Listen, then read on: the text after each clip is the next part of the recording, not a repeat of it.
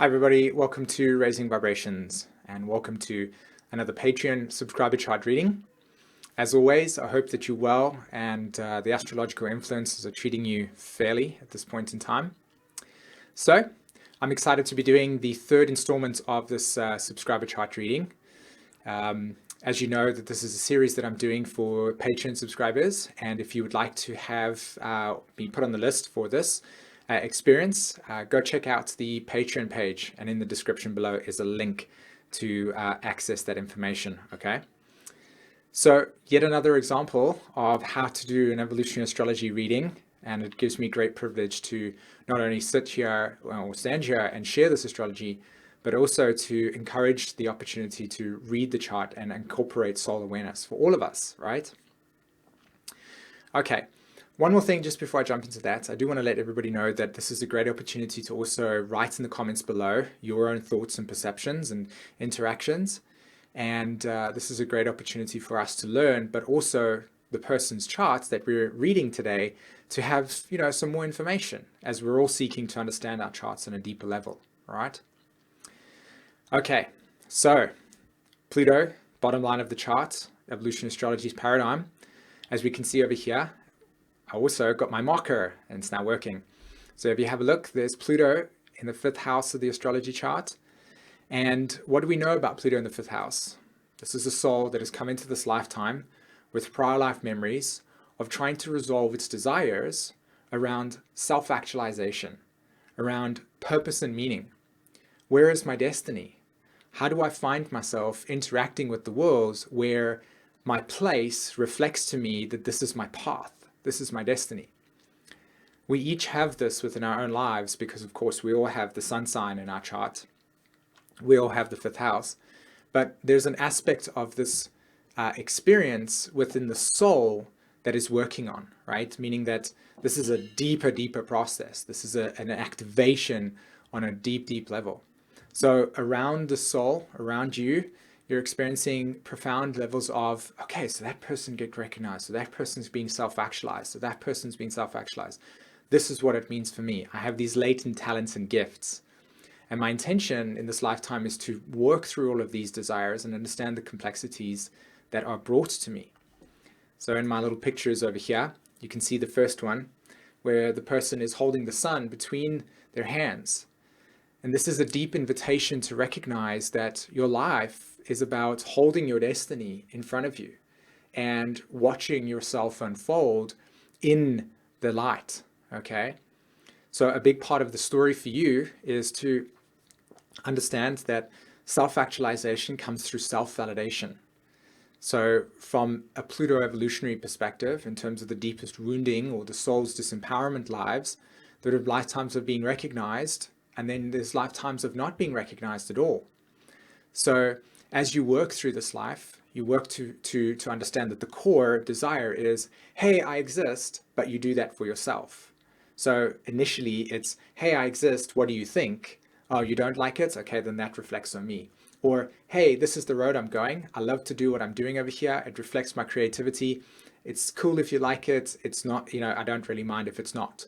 That's the ultimate goal with the Pluto in the 5th house, is to really deeply understand internal safety and security from a self-empowered place. And of course, that lands in the Leo archetype. So something also that brings deep attention to me in this chart is the relationship between the sign of Pluto and, of course, Uranus. Uranus is also sitting in the 5th house. So this also tells me here that part of the soul's journey from a more transpersonal perspective, transpersonal meaning that the planet is beyond Saturn, so Saturn, Neptune, and Pluto, these are more deeply spiritual energies. There are experiences that we have occur to us, and the way that we interact with it deepens our relationship to the overall soul journey. So with Uranus there sitting in the 5th house right on top of Pluto, and what's the phasal relationship between the two? And if you don't know this information, in my YouTube playlist or videos, there are teachings on understanding phasal relationships. And I also teach this in my intermediate class as well. So the phasal relationship between Pluto and Uranus, in terms of how these energies play out, is what is called new phase, which tells me that this is a lifetime for a soul in which they're now coming here to experience new seeds of creation, new seeds of understanding regarding the nature of their desires. So this is an opportunity to recognize that here, with Uranus in the fifth house, right, conjunct Pluto, that there's a need to individuate, to find uniqueness, to express individuality in a way that has never been done before. It's never been expressed before in this way. And so it's a discovery aspect, and it's through trial and error. So new adventures, new creative ideas flow through you. And the intention here is to observe the nature of how these creative ideas are either sticking or disappearing into the ether. And through environmental feedback, you get to recognize over a period of time what endeavors are healthy for you and what endeavors are literally just random insights or random ideas that just don't materialize into anything more than just those ideas. Okay, Uranus is also in the fifth house here, so this also correlates to prior life memories in which the soul has had some experiences where they've been recognized intensely and then cycles of complete melancholy. So part of this is recognizing what creativity is all about. Sometimes we're full of creativity and sometimes we're not. Okay, and it's the space between the two in which true creativity actually arises. Okay, so let's have a look over here. A big part of the symbolism that I feel is really important to acknowledge is the second slide that I have there, okay? And this is the south node of this chart. So the south node sits over there, right, in Libra at 28 degrees. And you can see there's quite a lot of planets on the south node in this chart, right? Mercury, the moon, and the sun. So this is a soul that has had prior life experiences in which there's been a deep need for service, a deep desire to want to say, hey, I can help. I can provide you with something. What are you looking for? I want to understand myself within the context of the greater whole. Whenever you're dealing with a south node in the sixth house of the astrology chart or the south node in Virgo, the soul has spent many prior lifetimes wanting to recognize itself within the context of the whole. So it puts itself second and says, what are your needs? How do you relate to me? And a big part of the story for the soul is learning how to understand this concept. Now you have the south node in the sign of Libra, and that Libra energy has to do with interrelating between one another. So you've been experiencing lives in which you've been of service to other people, and you've been learning how to do that through other people. So how can I help? What are your needs? Naturally speaking, this can actually create quite an imbalance regarding the way in which you can feel as if your own needs are being met. And this is a very big part of the chart over here, and I want to show you. So the south node sits in the sixth house in Libra, and the planetary ruler, so the planet that influences that south node, is Venus in the fourth house, Virgo. So for you, again, this is about nurturing. This is about taking care of. This is about either wanting to, I'm sure you might have some children. If you don't, then what are you nurturing outside of yourself? Is it relationships to other people and the bonding, the emotional bonding that occurs, or is it relationships to your children? Now, with this Pluto in the fifth house, there's a tendency to have children that you raise based on your principles, based on your truth, and there's a deep service, there's a deep wanting to make sure that that relationship is nurtured and cultivated in a way that is about nourishment, right? Fourth house, Venus in the fourth house, your values are around security and safety. And so you're looking to evolve, or you have been, should I say, evolving through recognition around what my services are and how I can provide value to other people through security, through nurturing. And you would have gone through cycles of, oh, do I get validated for this? Do I like the appreciation that comes through me? Or sometimes I don't get it at all. And what does that feel like? Okay. So an interesting karmic complex that comes from the south node over there. And of course, it's really, really important, especially with the work that we do, to not open up too many portals for a soul. And that's why it's not healthy to just go and say, hey, here's the total awareness of the chart, because there's a lot of like subtle details within the context of this chart that can be brought up. But again, if you're not ready for that process, it can be more traumatizing, okay? So I want to respect the soul over here and say, this is the core complex in which you've come through. Now, this is something that I find really fascinating within the context of the chart, okay? If you have a look over here within this symbol, you can see my pictures over there: help, welfare, share, give, hope. this is really fascinating because that south node in the 6th house says, hey, exactly like that. How can I help?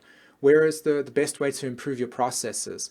How have I managed to see myself in a relationship to other people where I can put myself second? How have I observed other people in my life that have been in positions of need and that I've been there to support them and nourish them and nurture them? And have I been recognized?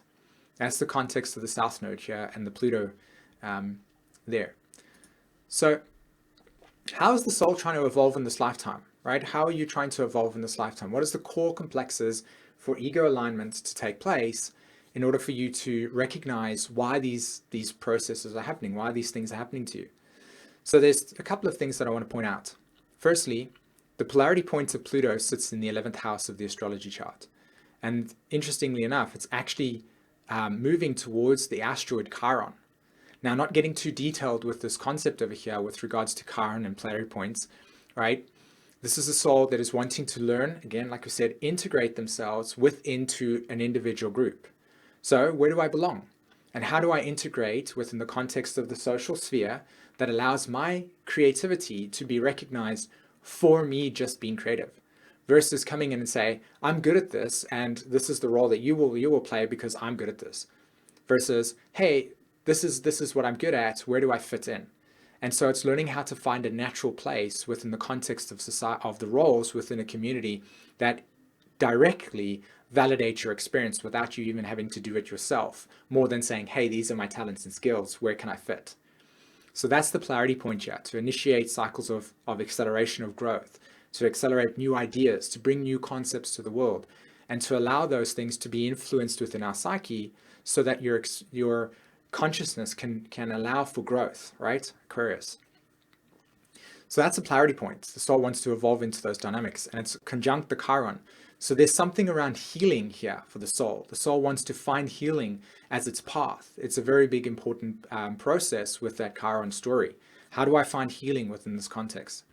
And again, it sits in Pisces. So do I find the groups that allow me to feel integrated and embraced? And also, how do they support my overall vision and dreams? Visions being the Aquarius archetype, the 11th house, and my dreams being the Pisces archetype. So where am I finding meaningful existence? Where am I finding meaningful individuality and acceptance within the context of myself, right?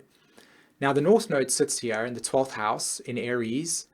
And what I find really interesting about this process as well is that if you have a look, okay, if you have a look here, the sun and the moon are in a new phase relationship to each other, i.e. the moon reflects the self-identity and the sun reflects creative self-actualization. So when the moon and the sun in the relationship that they have to each other tells us how we are creatively self-actualizing. So this is a soul that has recently come into this lifetime and saying, okay, I'm doing this for the first time. I'm learning how to creatively self-actualize. I've never had opportunities to understand this concept further than what I feel is inspirational. So if I go ahead and look at this picture right in the far right, you'll see there's a little girl with all the mirrors around them. So I invite you with this new phase relationship between the sun and the moon. And also, if you have a look at the chart, and I'll come back here, can you see that Jupiter and Venus are also in a new phase relationship to each other? Pluto and Uranus are in a new phase relationship to each other, right? What this means is that this is a soul that has come here to go, okay, in the past, South Node in Libra, I have done things this way. However, in those experiences, I've found certain dynamics that have not been fulfilling to me in its totality. So now I'm reached a point in which I'm going, okay, I need to find new creative ways to interact with the world that represents my own uniqueness, but also at the same time finds balance in helping others. So the North Node in the 12th house, as well as Saturn in the 12th house in Aries, helps the soul recognize, here it is here, that it's very, very important to establish a sense of identity that is about healing your own path, i.e. recognizing what's inspirational to you, allowing yourself to then be guided by deeper forces that are inspiring, and to take those forces and to infuse them in helping other people in that sense. Whereas in the past, I feel like you've just gone and said, okay, I'll help, I'll help, I'll help. And everybody's gone like, oh, thank you very much. Oh, thank you very much. I'll take from you. I'll take from you. I'll take from you. And nobody ever gave back, right? And this is also what I consider to be something that you're trying to learn in this lifetime with Pluto in the square to Mars. As you can see there, Pluto squaring Mars. So the soul, relative to that phase of relationship, is confronting the nature of its desires and its belief systems, confrontation, Pluto, in relationship to Mars, and to reorientate its belief systems that is rooted in self-validation. Jupiter, Sagittarius, same archetype. Jupiter and Leo in the 4th house, the soul's belief systems around validating its own emotional experiences that we all need to do, but in this process, to help the soul evolve its overall evolutionary karmic axis, is to find balance between helping themselves and helping other people versus just helping other people or just helping yourself, right? You have to find that collaboration between the two. And part of that process is learning to see the different interactions that exist with that mirror, those mirrors there. Who am I? So if I behave in this way, it reflects back to me a sense of identity. Okay, I like that. I act in this way and it reflects to me something that is not working for me. Okay, I don't like that. And progressively over a period of time, that picture that's just off to the left of it, where you see the plant that's growing out of the ground, the soul begins to create new seeds of understanding and awareness that are rooted in its overall intention, which is to say, hey, I've got creativity, I've got inspiration, I'd love to be a part of things, I want to contribute, but part of my psyche is remembering being taken advantage of. Neptune in Scorpio in the 7th house, right? Relationships that have correlated to abandonment or loss. So I'm dissolving prior life patterns of commitment and relationships that have been rooted in distortion and imbalance, and I'm allowing myself to heal myself by including myself in the context of the situation, but also at the same time learning how to include myself while still doing the deepest desires of the soul, which is finding purpose through other people, finding service and purpose through other people. Okay? Cool. Actually, one thing I just wanted to say quickly was that, can you everybody see the yod, right? There's a yod that's happening between Chiron in conjunct to Venus over there, or Jupiter, should I say, and the inconjunct between the South Node. And this is a really fascinating thing because the South Node, whenever the soul does the South Node, whenever you do your South Node in a way that is imbalanced or unfair, or you're finding a sense of persecution, or you don't feel good enough, or your internalized sense of lack within yourself, then you overcompensate. What happens here is that the South Node in conjunct Chiron will consistently keep on reminding you every single time when you're doing your South Node, and it will consistently keep on reminding you of when your belief systems are not being when you're not validating yourself. So the wound, Chiron in the 10th house, is saying, hey, I'm standing here and saying, you got to follow your dreams, you got to follow your purpose. And part of following your purpose is recognizing your gifts inside of yourself and then contributing it, versus just allowing yourself to be of service to people and then seeking validation through how good you do it or don't do it. Okay? All right, fantastic. I really hope that you enjoyed this conversation today and you learned lots. As always, if you want your chart read, go over to Patreon right now, check out what we're doing over there. In the description as well as the comments, there is a link to go and do that. Otherwise, other ways to interact with me is you can book some readings, etc., or start an astrology school, which I'm currently doing today on the 11th of March. There's one that's just started, so if you want to jump in last minute, just contact me via email. Other than that, have an awesome week, everybody, and I'll speak to you soon with regards to a new moon or a chart of the day. Take care. Bye-bye.